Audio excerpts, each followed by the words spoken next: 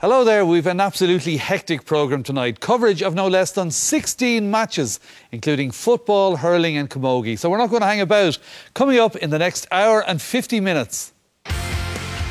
Fermanagh against Monaghan for a place in this year's Ulster final. Over in the west, Sligo were hoping to cause another big surprise in Connacht as they took on Galway.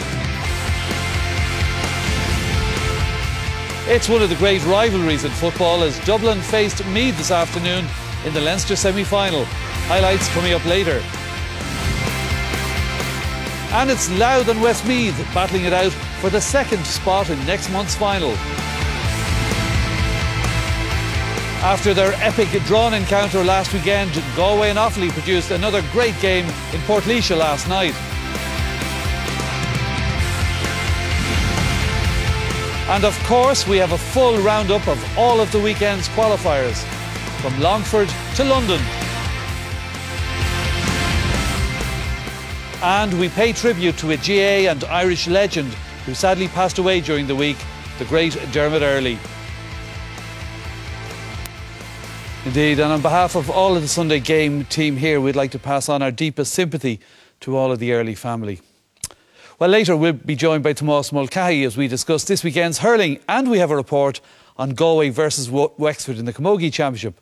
But first up, it's football, and I'm delighted to welcome Dara Ó Cinnéide and Kevin McStay for their opinions on this mad weekend. As always, you can get in touch with us through Twitter, text and email with your thoughts and opinions on tonight's show.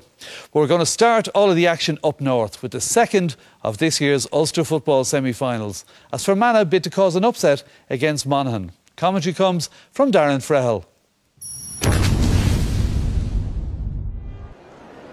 Malachy O'Rourke has kept faith with the same 15 that beat Cavan in the last round. Seamus Quigley remains on the bench despite making a big impression when he came on in that game. Now Peter Sherry returns after injury, but he'll wear number 31 on the bench. Seamus McEnany always likes to keep us guessing about his lineup right up until the throw-in. Part-time goalkeeper Darren Hughes will continue in goal. Just one change from the side that so impressively beat Armagh. Dermot McCardle replaces Desi Moan in defence. This is Mulrowan from Fermanagh. Has support outside him from Daryl Keenan.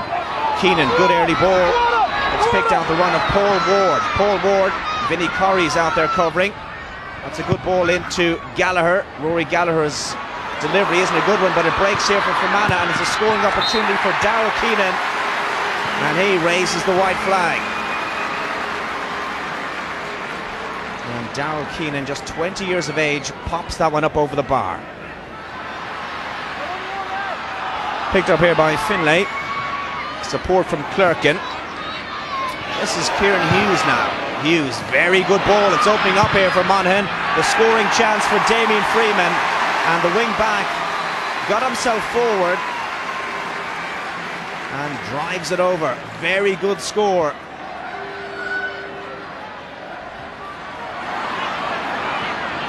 Might open up here for Fermanagh. This is Paul Ward. Great ball inside. And this is a scoring opportunity. It's with Danny Ward. And what about that for a score? And look at this. Sweet point by the wing back.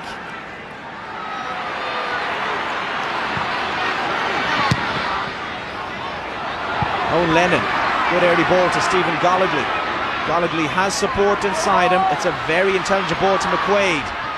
McQuaid, and he picks out Freeman, and that's a great score for Monaghan. Well, wonderful determination, wonderful support play, and what about that for a finish? Here's Vinnie Corey. Escapes two challenges, still Vinnie Corey. And again Freeman joining the attack, and now Dick Clerkin opens up, and Dick Clerkin with an absolute beautiful score.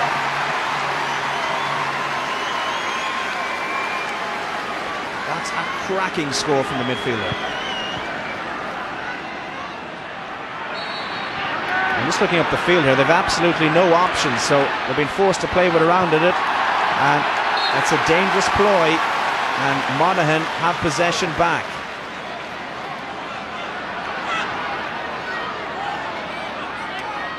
This is really difficult. The cross-field breeze blowing into the corner in which he's taken this kick from, but lofts it in there. Huge height. Oh, that's stunning. Paul Finlay does it again, and he caught this one right on the money.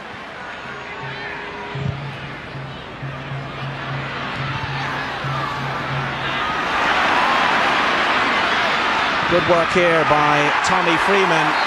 And what about that?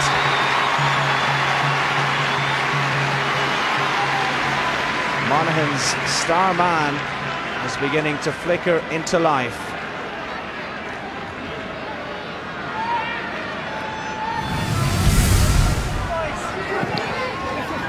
Work down the field here by Fermanagh. Sherry. Possession won back by Monaghan.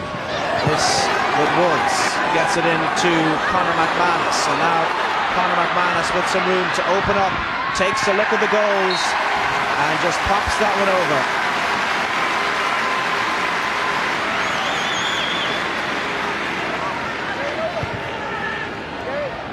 Well, Fermanagh had plenty of character and guts against Cavan in the last round, and this might open up here for a scoring chance. Well, they showed they were gutsy against Cavan in the last round. They have another point here, but time is running out for them. They could really have done with this one going under the bar.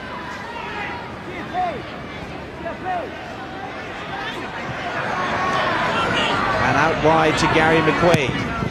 McQuaid, good ball into Tommy Freeman. Needs some support.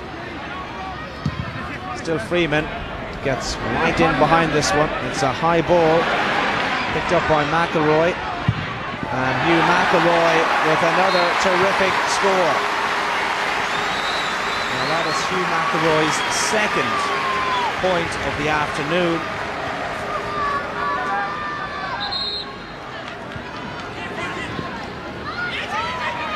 Flaherty pushes it on to Martin O'Brien. Scoring opportunity for Fermanagh here. Oh, it's in the back of the net. They have a goal. Well, they've got a goal back, Fermanagh. And Rory Gallagher, in his second coming for his county, gets the final touch on this.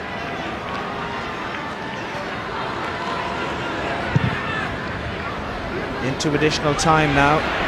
The goalkeeper, Darren Hughes, was off his line, got good contact on that one. And out for the line ball.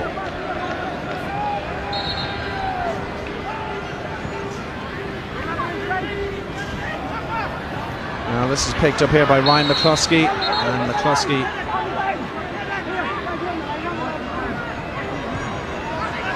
Manor win the free. Taken quickly, scoring chance, and they fired into the back of the net. Well, another goal for Fermanagh, and this time it's Daryl Keenan.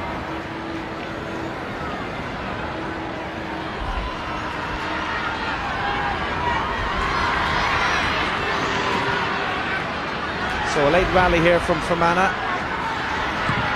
Mulroe floats it in there again. And that's out wide, and indeed there indeed is the full-time whistle. It's been a pretty comprehensive day's work for Monaghan. They've absolutely blitzed Fermanagh, and they'll face Tyrone in the Ulster final on the 18th of July. Final score here at Breffni Park, it's Monaghan 21 points, Fermanagh 2 goals and 8 points.